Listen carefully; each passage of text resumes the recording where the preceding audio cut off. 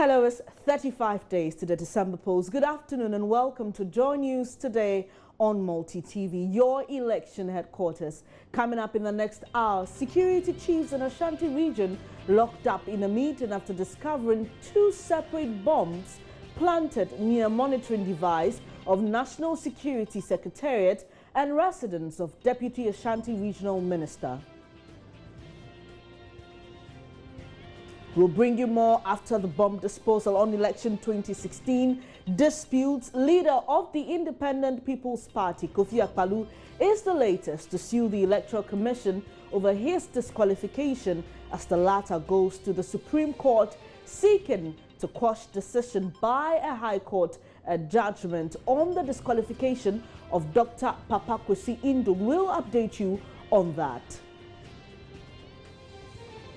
Later, Accra psychiatric nurses' strike compels hospital officials to begin a mass discharge of patients on admission as part of contingency measures to salvage impact of the protest against poor working condition. Details of these including stories in business, sports, international updates and entertainment news in the next hour. Please stay with us.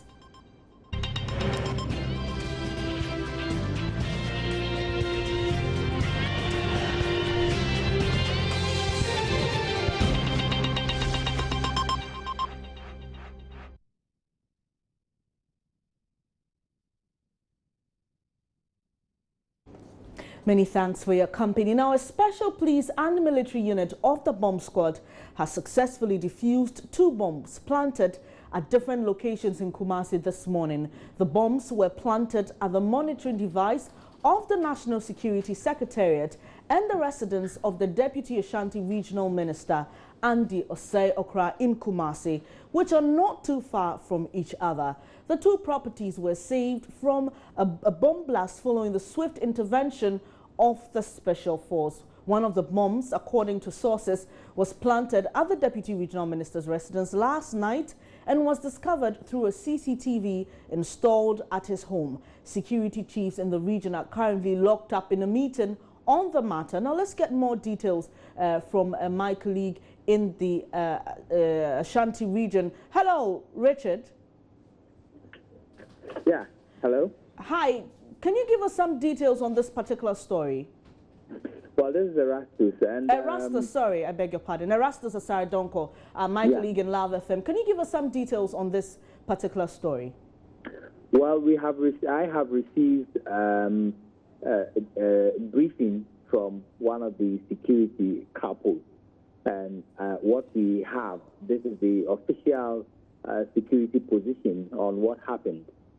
I'm being told that yesterday between 4 and 5 p.m., two unidentified men on a motorbike deposited a set of explosives at the National Security Data Center, behind the wall of the National Security Data Center. So the security man on duty, one Lance Corporal Isaac Bukari, spotted the two men on the motorbike and saying that they deposited two boxes, one behind the wall of the National Security Data Center, and then one close to the entrance of the Deputy Ashanti Regional Minister's residence.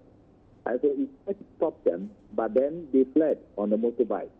I'm being told that Erastus. Yes. Now, we know that they've been able to defuse the bombs. What's the next action now? Yeah, I'm giving you the details of what we've seen so far. All right. But I'm being told that upon opening the boxes, they found two gas cylinders. This is 7.5 kilograms.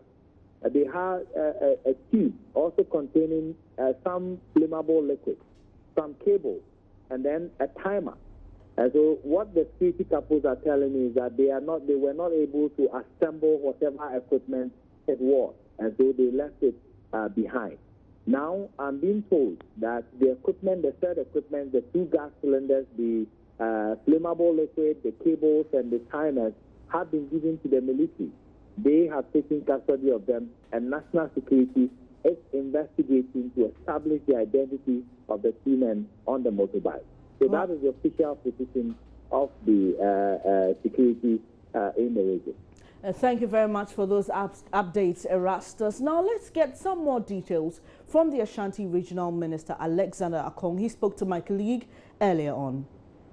Said that is perfectly true, and another one in a burden close by. So the police have been called, the military are supposed to come, they are bringing experts to come and look at it. Is it bomb or an explosive? Ma said that the place has been condoned. Okay. And therefore we suspect, it's not an explosive, it's a cylinder like something, but we suspect one of them has a timer. So we don't know. So they are coming to look at it as experts. But they have condoned the place. So I would wish that when they open up, I will get the full detail. But for now, it has been condoned. But the reality is that it is true. So the place has been cordoned off. But how did we get to know that there was something planted there? Oh, this is why it was dropped. In fact, what happened was that, and we'll give you further detail, the policeman sat outside the main gate. He was not in the security booth. And then when guys came on the motorbike, they spoke to him, asking of somebody he never knew. Then before he could get on top, they had thrown it in the house and had ridden the motorbike. But unfortunately, a taxi crossed his path. Okay. So he could not really react. Okay. And then we called the police, came in, and eventually the next house, we don't know if there's another one there. But the experts are coming to have a look and maybe other detonate or something. So this person has been arrested? No. Like I told you, they dropped a motorbike. A taxi crossed him before he could react, and he could not really shoot or do something. So they rode on the motorbike away. Okay, so where is the minister and his family at? They are safe. So as we speak now, what is being done to address the situation? Well, for now, we need to hang on and wait for the police, that category of business, to eventually give us advice after detonating and making further inspections, see any close-by activity, if it is there. Eventually, they'll talk to us, and then we take the advice from there. But we suspect one of them has a timer, so we don't know. So they are coming to look at it as experts, and then take appropriate action for our safety. Okay, are you suspecting any foul play somewhere? Obviously, you don't need a conclusion to say that there's a huge foul play. Just that you don't want me to go into the political domain, because that is not what we are looking immediately at. But the reality of the situation is that it has happened. So that was Ashanti Regional Minister speaking to my colleague Matilda Owemega earlier about this issue of some 2 bombs discovered in the Ashanti region. Meanwhile, police in Kumasi have arrested a Chinese woman for allegedly selling arms and ammunition without lawful authority. Ashanti Region Deputy Commander ACP Ampofo Duku says 32-year-old housewife Lucy Tang was picked up on Friday upon a tip-off. Kwesi Debra reports. A search on her vehicle revealed 4 pump-action guns, 1 6-hour rifle, and 70 rounds of 380 auto ammunition. She led the police to a residence at South Patase, where 2 foreign-made pistols, 37 pieces of .22 ammunition, 20 pieces of .25 ammunition, and 11 Chinese passports were found. She told police the pump-action guns were given to her by an unnamed Ghanaian, while the foreign pistol belongs to a brother identified as Sung Yung Chang. Though Lucy Tan claimed the 6-hour rifle belongs to her, she failed to produce any document to prove ownership. Police say in the course of the investigation, a suspect, Felix Debra, showed up claiming ownership of the 4 pump-action guns. He also could not produce any document to support his claim. A search was conducted in his house at Kuchichichere, where 8 BB cartridges were found. Lucy was interrogated. She stated that the pump-action guns were given to her by a Ghanaian, but that of the foreign pistol belonged to her brother, Sung Yung Chang, and that the 6-hour rifle belonged to her but could not produce any documents covering the rifle. She, however, could not readily tell who the other pistol and ammunition belonged to. Reporting for Joy News, Kwesi Debra. Now, in a related development, police at Centreso in Kumasi have arrested 2 people, one of them a teenager, believed to be members of a car-stealing syndicate. Kwesi Deborah again. 21-year-old Enoch Apia and 17-year-old Emmanuel Mensah were picked up on Friday upon a tip-off. Police say the two hired Toyota taxi cab from Asafo to a Nyinam news site near Santase. Midway through the journey, they stopped the driver and sprayed pepper on him before bolting with the vehicle and money. The cab was later found at Acheremade without the battery. Upon interrogation, the suspects confessed to the crime, though police continue with investigation.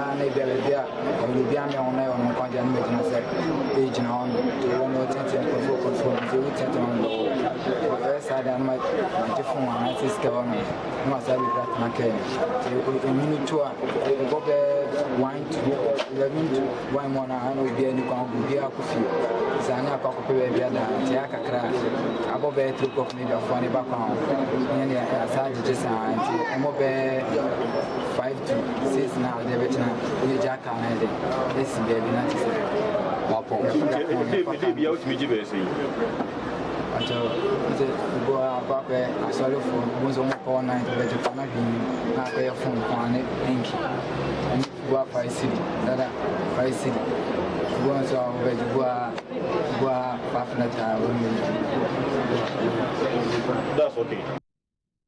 Kwesi Deborah filed that report from the Ashanti region. You're watching Joy News today with me, Benes Abubedu. We'll take a quick break. When we come back, there are more stories. Please don't go away.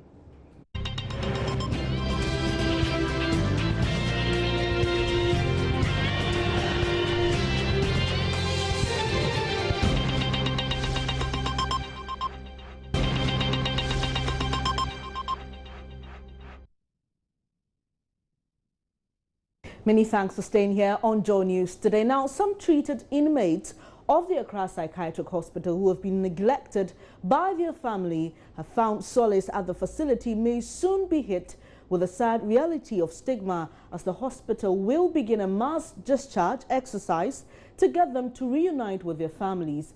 This is the effect of the industrial action by nurses at the Accra Psychiatric Hospital. The situation is so bad to the extent that some patients whose condition have improved are having to attend to their colleagues in the absence of substantive nurses. One of them spoke to Joy News. We feel lonely. We miss their presence a lot because they really do well. Because I think handling the patient is not easy. So we think whatever been now, I think I don't know what is their demand, so I can't say anything about that. With respect to taking care of your other colleagues. I think they are cooperating, so yeah. They look familiar. Yes. So who gives them food? Who shared tonight's food? I did, and the medication I did. Yeah, the nurse in charge was in this morning, so she shared the medication down and she gave the directions. So when it was time for evening supper, I gave them the medication, then I shared the food for them. You did it all alone? Yes. So easy. I'm a patient. I don't know, but I don't have accommodation, so I can't. I don't have accommodation of my own. That's why I'm here for the meantime. Because of my condition, so I've been homeless for some time now. Well, Dr. Selassie Adom of the Premier Psychiatric Hospital says the move has become necessary as the hospital hopes to cut down on its operational cost. Doctors at the hospital will later today visit the wards to check the condition of inmates before any recommendation to discharge them will be made. The repatriation is something we already do, but now we want to do it on a bigger scale because the nurses are not on the wards. So there are patients who have been well for some time. We've called their relatives, they are not coming for them. So we are going to go on the wards and assess them again, all the patients on the wards, the ones who are well enough and can go home. Either we send them home or we arrange for them to go home by providing transportation for them to go home. So that's what we are going to do starting from today. So the process would be, first of all, checking them to see if they are well? Yes. So the doctors are going to go on the wards right now. We'll assess each and every patient to see whether they are well. If they are not well, we'll keep them. But most of them are doing well and can be at home. So once you can be at home, we send you home. Okay. But would the hospital have found it necessary to do this, but for the constraint, the financial constraints in which you find yourself? It's something that we already do from time to time. Just that this time it has become more important and necessary because of the circumstances that we are going through. So we are going to do it on a larger scale and then do it as needed because of what we are going through at the moment. Are you able to tell us, are you able to do a guesstimation of the number of patients you'll be sending home? Well, I can't tell how many we will be sending home because we are now going to assess them, but we are aiming at about 200 patients. 200 patients? Yes, that's what we are aiming at. But the conditions on the ward will determine how it will go, how well the patients are, then we'll send them. Okay. Finally, now that the wards are without the nurses, who is catering for the patients?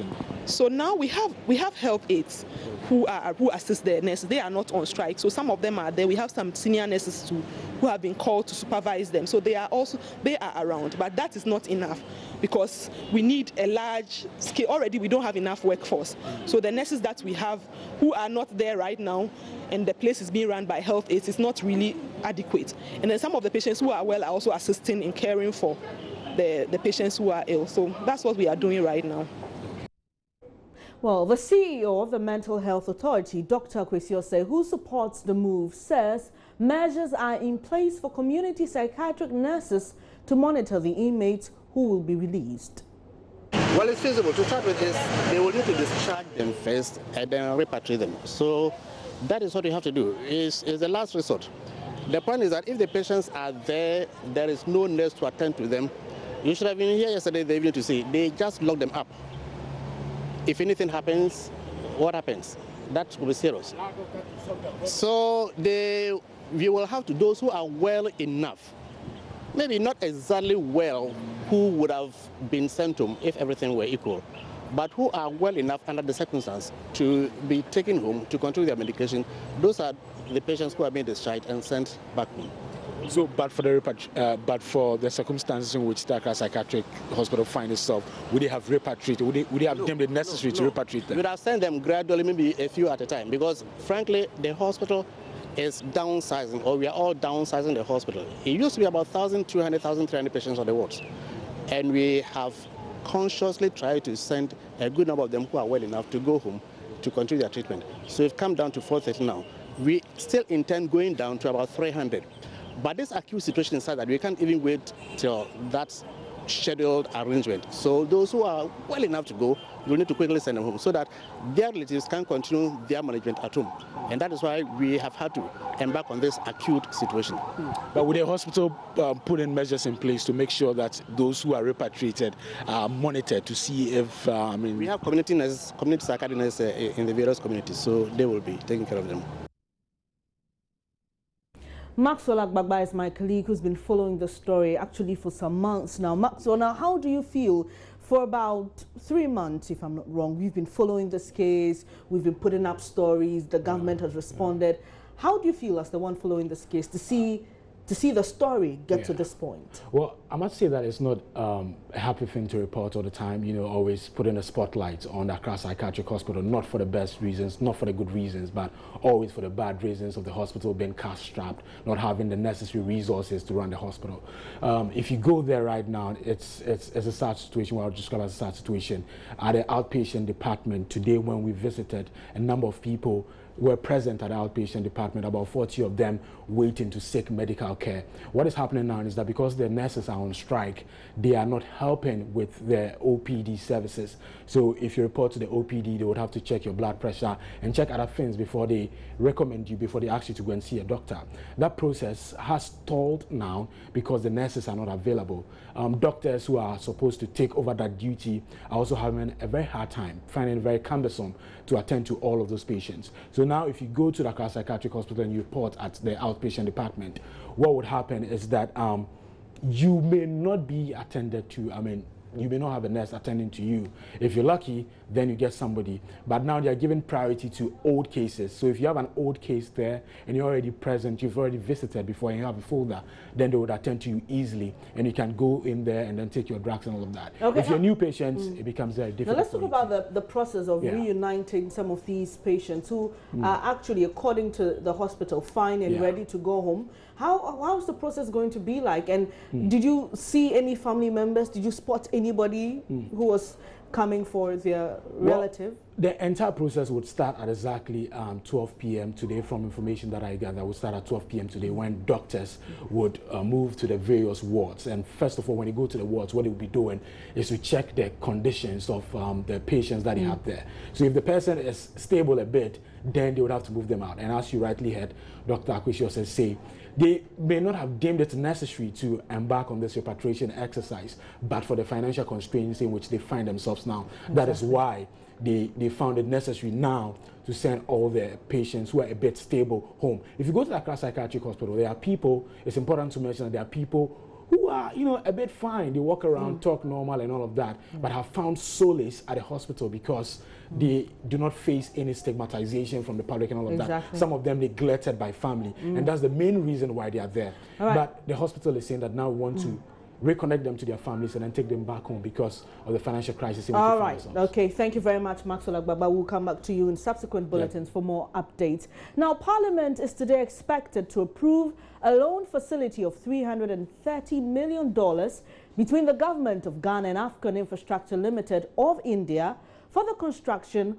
of an 84-kilometer railway line from Tema to Akosombo. The rail line is expected to link the Tema Harbour to the Volta Lake transportation networks to enable the transportation of fuel, cement and other goods on the lake. Chairman of the Transport Committee of Parliament, Theophilus Tetachai, tells Joy News the project, when done, will reduce pressure on the roads and also ensure the transportation of bulk commodities and agri products. Now, my colleague Elton John Brobe is in Parliament. Hi, Elton. Hi, Benny. Hi. What more can you tell us about this particular development? So this particular one has been approved. The amount was revised to $398 million. And it is for the construction of a railway line from Tema to Akosombo, 84.4 kilometers. And this is to be done by an Indian company, Afcon Limited. And so this is starting in the next 6 months. And it is expected to, you know, like you said, speed up transportation of bulk items from Accra across the Volta Lake all the way to the northern part of the country. Because the House is rising on Thursday, several loan facilities are before the House for the consideration. For example, today, the House is expected to consider the report of the Finance Committee on an Export-Import Bank Credit Facility Agreement between Government of Ghana and the Exim Bank of India for an amount of $24 million for sugar cane and irrigation development in the Komenda area of the central region. Now, my check in the other paper for today, you know, brought about several loan agreements between government and other partners that are awaiting the constitution and approval of Parliament before they go on recess on Thursday. Right. Thank you very much for those updates, Elton. John Brobe is my colleague in Parliament, bringing us those updates from the House of Parliament. Now, on the campaign trail today, President John Mahama is expected to round up his campaign tour of the Eastern region. The president has been in the region for days as campaign for this year's elections heat up. Let's get more on this from our reporter, Kofi Siang. Hi, Kofi. Hi. Where has the president been and what has he been saying? Well, currently the president is in Sempua in the Kwahu East district of the Eastern region. Here he is expected to meet the fishing community here and distribute some fishing logistics and items to the fisher folk in this area. From here, the president is expected in Osiem, where he will commission some administration and dormitory blocks for the Savior Church, secondary school in the Savior Church area there. So from there, the president will also move to the New Japan North constituency, where he is expected to address a mini rally there, then move to Koforidua, the regional capital itself, and also address a rally there. So we are waiting patiently for what the president will be saying. But before the president answered today, the president has been in some constituencies yesterday. For instance, in Tuhum, the president was welcomed by the chief, where the chief of Tuhum, Osaberima Ayekofi, said that 4 years for every president to rule isn't enough. So he was suggesting that. He didn't say that, but from inference, you can say that he was advocating for more than 4 years for our president. He also said that he was appreciative about the fact that the government has been able to construct the Tuhum town road, but he appealed to the president to also have a look at the road from Tuhum to Akrabo. Hello, Kofi. Hello. All right. Thanks for those updates. Yes, I think the line dropped along the line. We lost you. Well, we'll pick you up sometime in the day on subsequent bulletins for some more updates. Now let's move to the NPP, where its presidential candidate Nana Addo Dankwa Akufo-Addo is also at Gomoa in the central region as he continues with his campaign ahead of the polls. Richard Kojo Nyako is a man on the beat. Now he joins us live with some details. Hello, Kojo, what can you report? Well, what I can report is that the NPP flag bearer and his entourage have arrived at Gomoa Equity in the Gomoa West constituency of the Central Region. He is here in the Central Region and will be touring about 7 constituencies. So today he is doing Gomoa East and Gomoa West. He will go to Ekunfi, he will go to Asun Central, Asun South, Asun North, and then we'll go to Upper Dintra East, Upper Dintra West. Now, what Nana Addo has been telling the party supporters is to rally solidly behind him in their effort to capture power. According to him, everything is ripe for the party to return to power, and so they should go actively to the grassroots level to interact with people and then convince them so that they can get the numbers in order to secure a one-exit fee.